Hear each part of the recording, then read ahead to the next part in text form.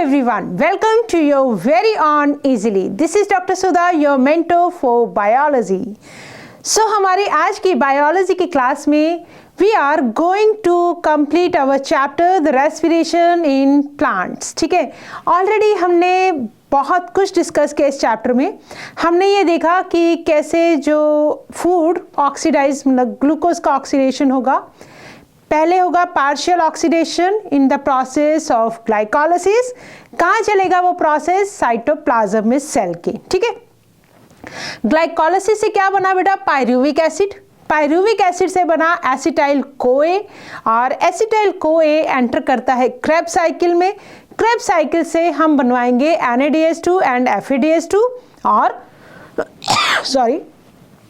NADH2 FADH2 को use करके हम बनवा लेंगे energy, that is ATP synthesis. ठीक है, तो ये सब कुछ हम पढ़ चुके हैं.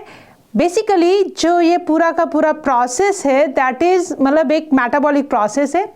तो बाय बोलेंगे कि हम ATP तो रिलीज करवा लेते हैं और हम यहाँ पे बेसिकली क्या करवा रहे हैं? ऑक्सीडेशन पूरे किसका? फूड जो भी रेस्पिरेटरी सबस्ट्रेट्स हैं, राइट. तो आज हम ये देखेंगे कि water, amphibolic pathway, respiratory quotient और इन टॉपिक्स के साथ ही हम कर देंगे हमारा आज का ये चैप्टर फिनिश, राइट. तो लेट अस स्टार्ट. और सबसे पहले ये देखते हैं कि इजीली ऐप के साथ हमें अपने आप को जोड़ना कैसे है. गूगल प्ले स्टोर पर जाएंगे, इजीली ऐप को कर लेंगे डाउनलोड. डाउनलोड करने के बाद न्यू मोबाइल यूजर्स अपना नंबर एंटर करके जब OTP मिलेगा तो OTP से क्या कर लेंगे? नंबर वेरीफाई हो जाएगा. ठीक है, अब इंफॉर्मेशन आपकी फिल कर देंगे. आपको यहाँ पे मिलेंगी बेटा बहुत मतलब 2000 प्लस इंगेजिंग वीडियोस मिलेंगी. कंप्लीट कर देंगे अपनी पूरी इंफॉर्मेशन और देन OTP नंबर एंटर करके you will get your number verified. And after that आपको क्या मिलेगा बेटा? बहुत सारे कोर्सेज हैं इजीली ऐप पर. आप सिलेक्ट कर लेंगे कौन सा कोर्स? नीट का कोर्स. ठीक है, नीट को सिलेक्ट कर लेंगे क्योंकि हम प्रिपरेशन कर रहे हैं. और इसी के साथ ही आपकी जब क्लास सेलेक्ट करेंगे, क्योंकि हम अपने आप को प्रारंभ बैच के लिए एनरोल कर रहे हैं, तो 11th क्लास पर टिक कर देंगे. ठीक है, 11th क्लास पर टिक कर देंगे. और 11th क्लास पर टिक करने के बाद पूरे जो सब्जेक्ट्स हैं हमारे फिजिक्स, केमिस्ट्री, बायोलॉजी, उनका जो परचेज अमाउंट है दैट इज 8,999 रुपीज़. बट अगर आप एंटर करते हैं फ्री इजीली कूपन कोड तो ये पूरा का पूरा जो कोर्स है आपको अवेलेबल हो जाता है फ्री ऑफ कॉस्ट.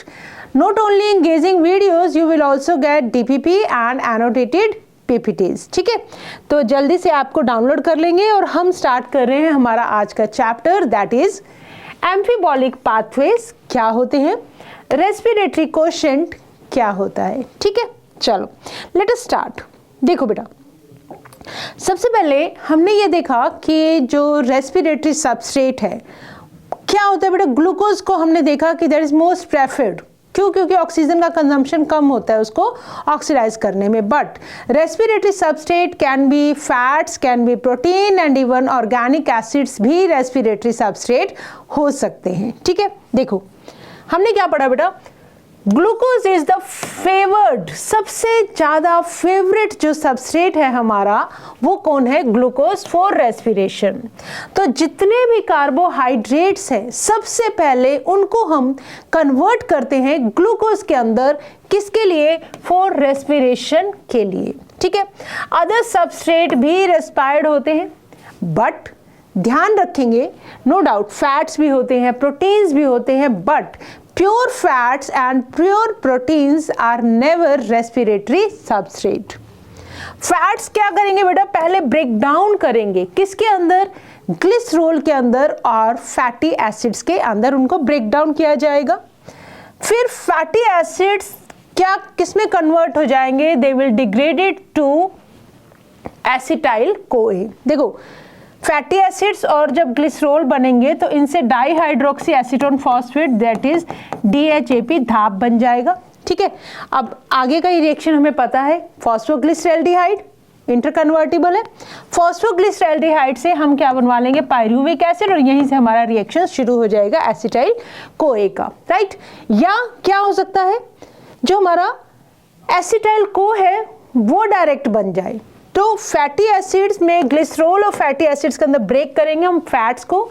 याद रखेंगे प्योर फैट्स को कभी भी हम as a respiratory substrate use नहीं करेंगे, ठीक है।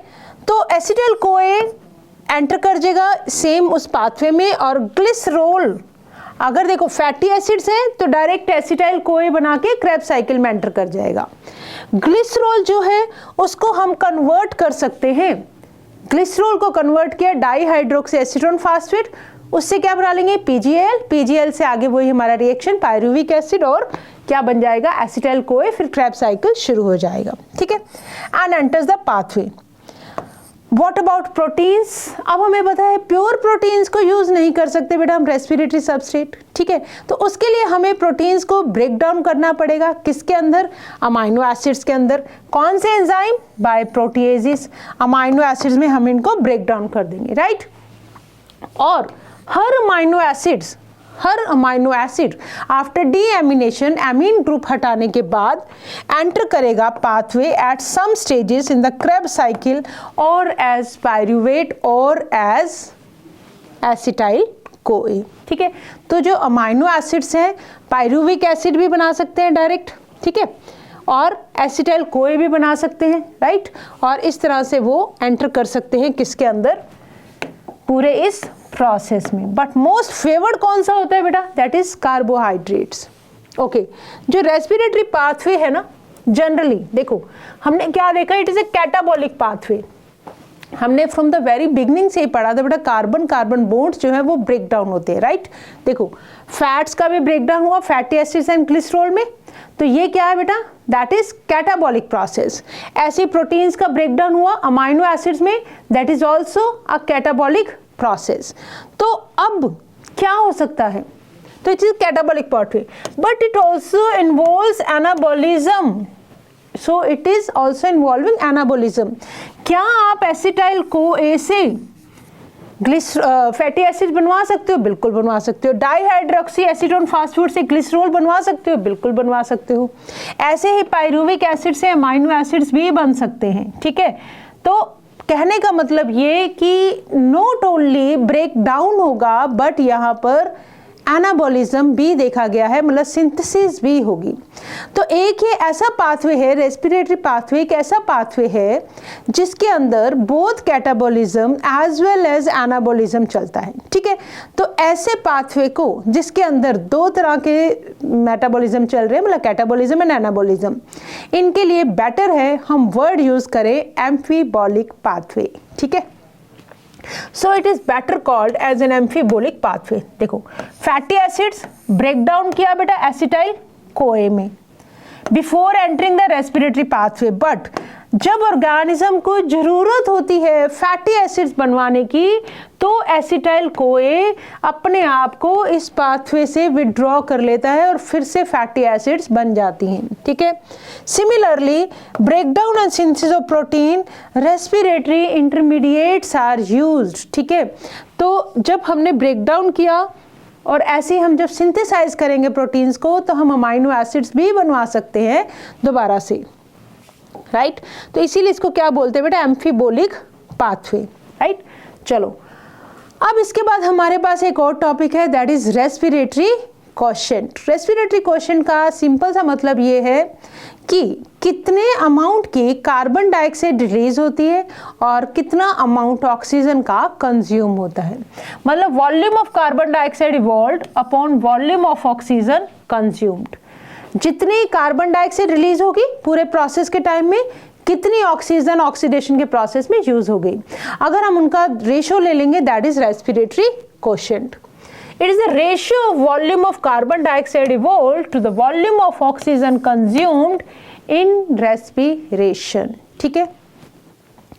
RQ किस पे डिपेंड करता है बेटा? टाइप ऑफ रेस्पिरेटरी सबस्ट्रेट, कौन किसको आप यूज कर रहे हो, क्या वो कार्बोहाइड्रेट्स है, क्या वो फैट्स है, क्या वो प्रोटीन्स है।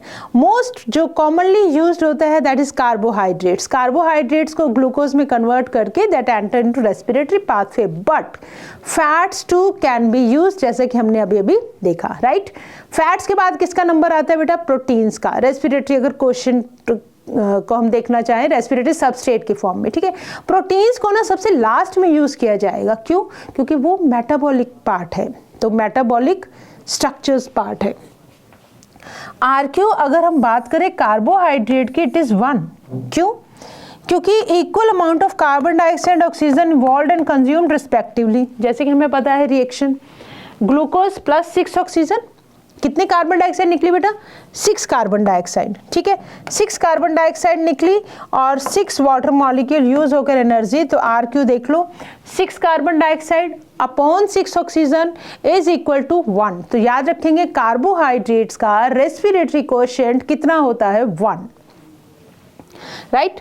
आगे आ जाओ। अब अगर हम फैट्स की बात करें, तो हमने ये तो समझ लिया कि जो फैट्स हैं वो pure fats are never used as respiratory substrate. तो उनका होगा बेटा पहले break down into fatty acids and glycerols में।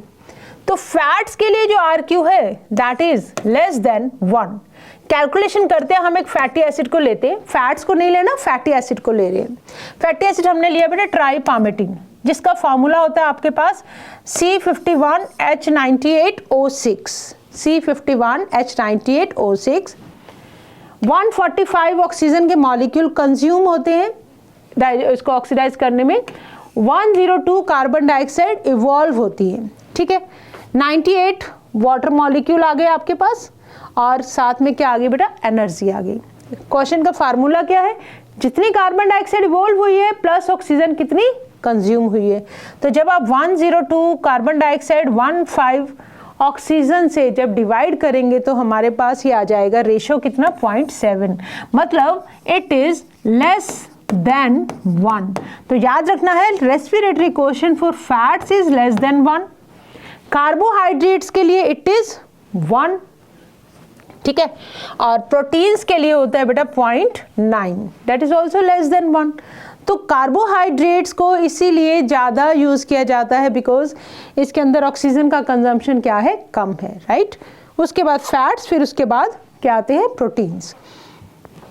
लिविंग ऑर्गेनिज्म में respiratory substance are often more than 1। ऐसा तो नहीं है कि हमारे अंदर सिर्फ एक ही रेस्पिरेटरी सब्सटेंस है, बहुत सारे हो सकते हैं। प्योर प्रोटीन्स, ये देखो लाइन देखो, प्योर प्रोटीन्स और fats are never used as respiratory substrates. कभी भी प्योर प्रोटीन और प्योर फैट्स जो है वो यूज नहीं होते हैं। नाउ जो आरक्यू है that depends upon that type of respiratory substrate. हमने ये डिस्कस किया कि carbohydrates and fats and proteins they can be used as the respiratory substrate, and even organic acids को भी यूज किया जा सकता है एज अ रेस्पिरेटरी सबस्टेंस। और ऑर्गेनिक एसिड्स अगर यूज होते हैं तो उनका जो आरक्यू है that will be more than 1। How? देखो सॉरी, हमने क्या समझा बेटा?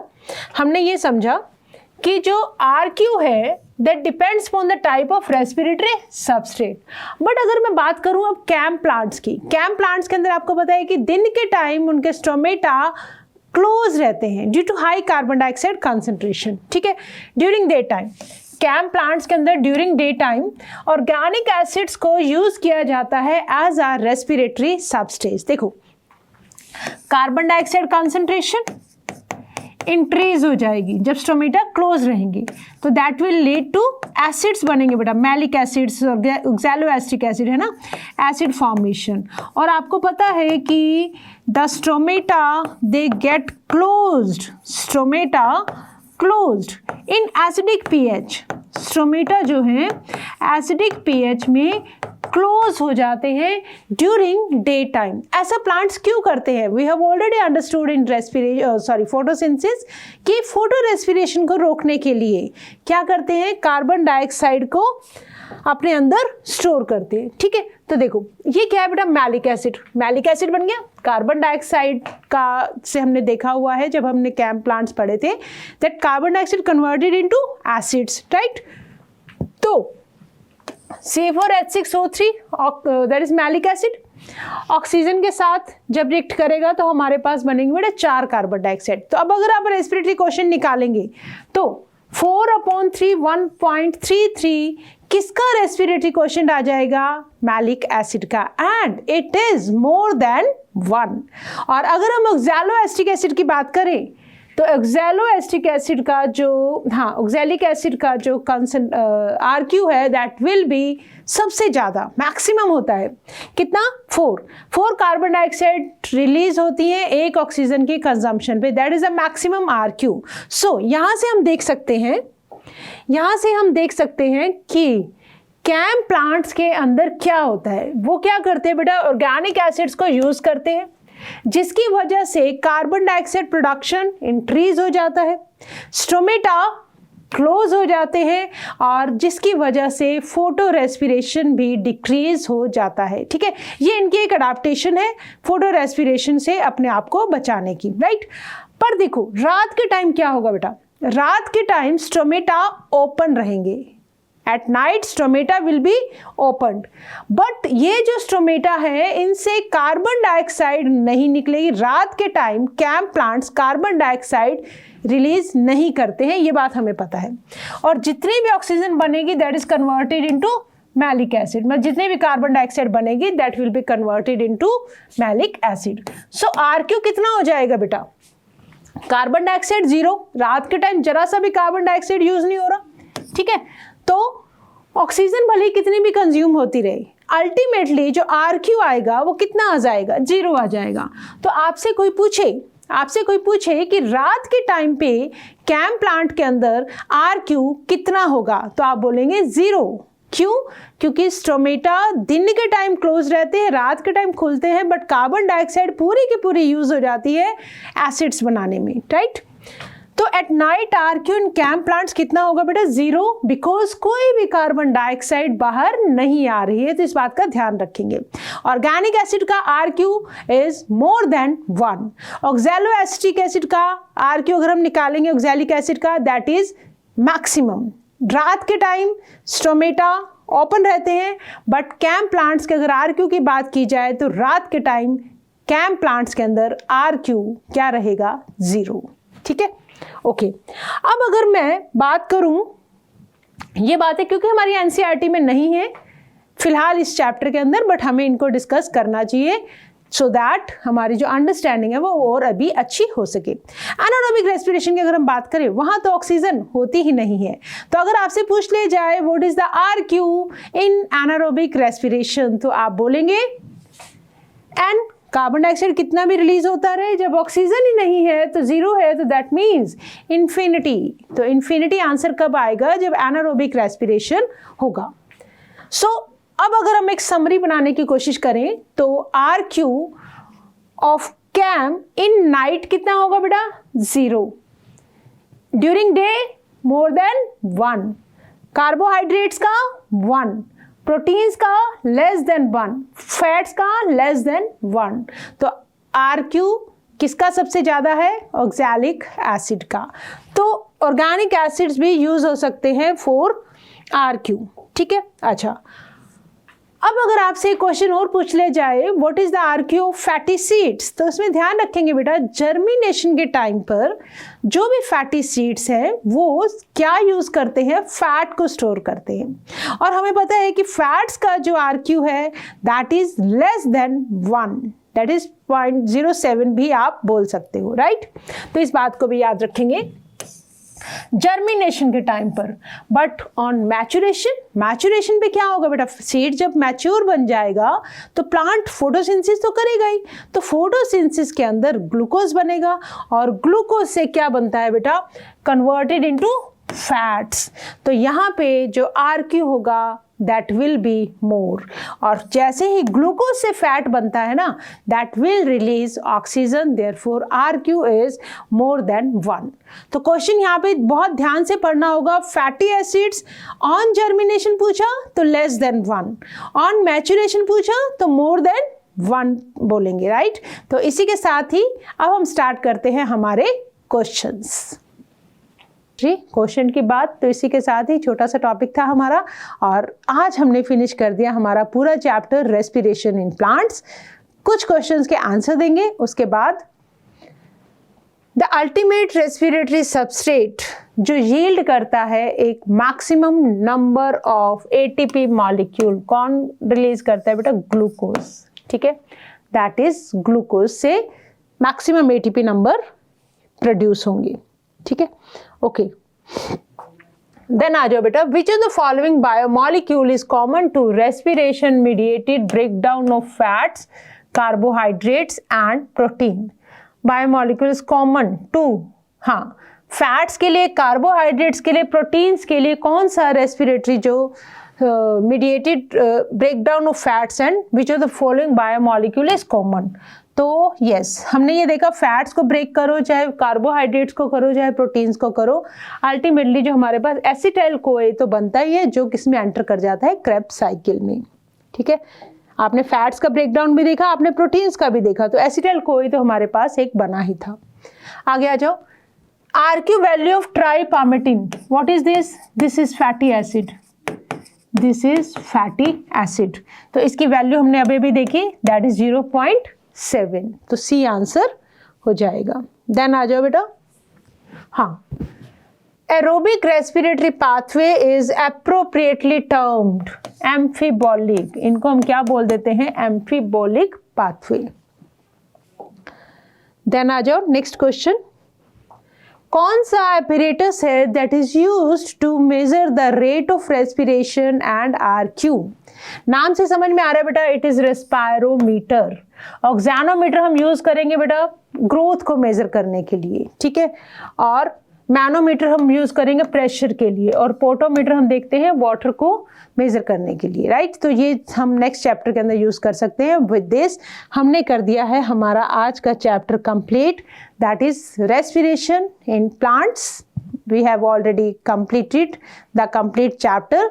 एक बार सब वीडियोस को दोबारा से देखेंगे, गो थ्रू करेंगे और पूरे चैप्टर को एक साथ रिवाइज करने की कोशिश करेंगे। With this it's a time to say thank you, but always remember that you have to learn with a smile, and don't forget to subscribe to Science Easily YouTube channel to get all the complete syllabus videos, TPP, everything.